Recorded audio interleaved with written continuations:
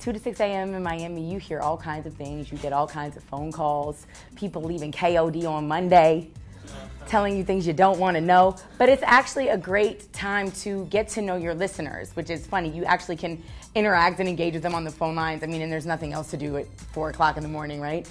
And it just absolutely made me love radio, because that wasn't necessarily what I had gotten into the business to do. You know, I think a lot of people think, oh, let me get in, I want to do TV. And radio kind of seemed like, to me, an easy way to get my foot in the door. And 10 years later, I'm still there, and I absolutely love it. And I realize now, you know, it's the only media outlet where it's 4 hours of you every single day in people's lives. Do you know what I'm saying? So literally, that traffic that somebody's sitting, you've sat in that traffic, and you're sitting in that traffic with them every single day. Or if you have kids, and your kids are driving you crazy, or it's out of school time, right? If you have kids, that's a great time for you to really like, I cannot wait for September. You know what I mean? They've been out of school a week, but it's time for them to go back. And those people listening on the other end are like, yes, it is. Yes, it is. And then now we have social media, which just gives us an even bigger platform to really engage and interact. So again, like I said, radio is just its own entity, and I've absolutely grown to love it. I ended up going from literally doing overnights to doing 11 to 2 a.m., which is kind of, it's not a prime time slot, but it's still a big slot. In Miami, again, we're a very late city, and it's a lot of fun. And then I got the phone call that they were going in a different direction with the morning show, and that I was gonna go from doing 11 p.m. to 2 a.m. to getting up at 4 o'clock in the morning to do morning radio. I still have not made that time adjustment. One of these days I hopefully will, but it's two totally different worlds. But morning radio is a beast in and unto itself. But to me, it's obviously the best time for radio. It's so topical, it's dynamic, it's engaging. You really get the opportunity. It's not just about the music. It's probably one of the only times in radio, if you do, you know, music intensive radio, where it's really about the content.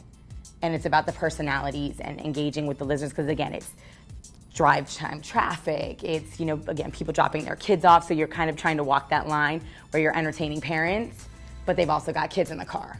You know what I mean? So you're trying, you know, and kids, like, let's be honest, kids a lot of times dictate what radio station gets put on, right? I want to listen to this. You don't feel like dealing with them, so you're like, fine, whatever. But if the content is good, now everybody's happy. The kids got their music, the content is engaging to the parents, and then they don't change it when the kids get out at school, which is exactly what you're going for when you're doing radio. 2, 1. What's going on, Fifi Monet? Your girl Miss Kimmy, live in the streets, broadcasting from Miami Media School, 901 South Miami Avenue, here in Mary Brickell Village, where it has been all about career nights. We are about to wrap up, but have no fear. If you are looking to start your career in this amazing business we call entertainment, radio, TV, behind-the-scenes video production, come here. Start today. Call, text, do what you need to do. But new classes begin on Monday, June the 16th. And real quick, gotta congratulate Francisco Velasquez and Scott Lucas. They got hooked up with the 99 Gems Media Education Scholarships towards tuition here at the Miami Media School. Again, still time to register for the June 16th class start, so make sure you're getting to business. Now, real quick, I'm hanging out with some of the Miami Media School students. Can y'all make a little bit of noise for me?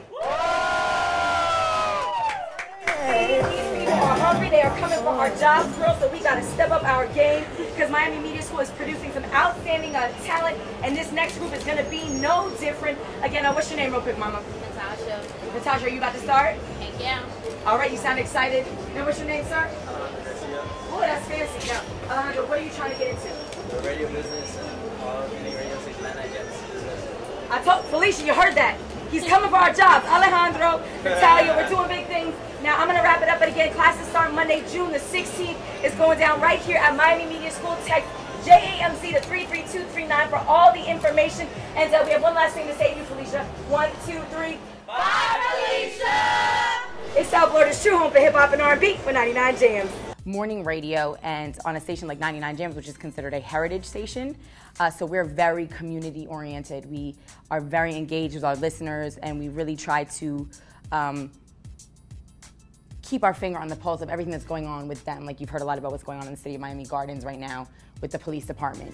You know, that's when we have to call out to our connections with the mayor or the chief of police and put him on the radio and ask what's going on. You know, it's our job to call them out on that. It's our job to take those calls from the listeners and ask how they feel about it.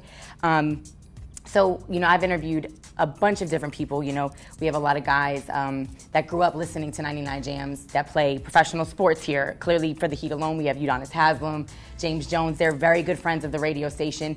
Anytime they want to do anything in the community, their camps, charity work, they usually come to us, and we kind of are the ones who disseminate that information out to the audience and to the listeners. Of course, when Barack Obama was running for president, all the celebrities were calling up 99 Jams because they knew that we had the heart and the pulse of, you know, the Black and the Hispanic and the minority community here. That's what we do. So they were trying to engage that vote. So we had everybody: John Legend, Gabrielle Union, Jennifer Hudson, Barack himself, Michelle, pretty much anybody and everybody that you can name called 99 Jams just to encourage people to get out and vote. And it's no different now. I want to say on the low, I'm giving you guys a little insider information. Trey Songz is going to be in the market, and he's going to be at the stations on Friday. So we never know. People just kind of pop into town, and it's like, hey, they're either promoting a new album or an upcoming tour, or they've got a new video that's coming out or a movie. So they'll do that. You know, Kevin Hart is a good friend. I just hosted his yacht party Memorial Day weekend. So like I said, radio it's a totally different element. People get in there and they just kind of hang out sometimes. Like if the vibe is good, they'll just sit in the studio with us and just kick it. Like, especially the comedians, they're hilarious. But it really does afford you the opportunity to really diversify who you are as a personality, because you really have to be able to put on different hats. Like I said, you've got to be able to talk to community leaders. You've got to be able to talk to entertainers and athletes. And then you've got to be able to talk to your listeners. And you've got to make that all fit and be kind of seamless. And you don't want to seem pretentious, like, nanny boo boo, I'm in here hanging out with Kevin Hart and you're not. And, you know, and that can come across that way. We get to go to Disney World, we get to go on trips, I'm sure. You know, you get to go out to the Grammys or to this or to that, different events. And again, it's like you're talking to people and you're excited to be there, but you want to make them feel like they're a part of it, not like they're missing out on something.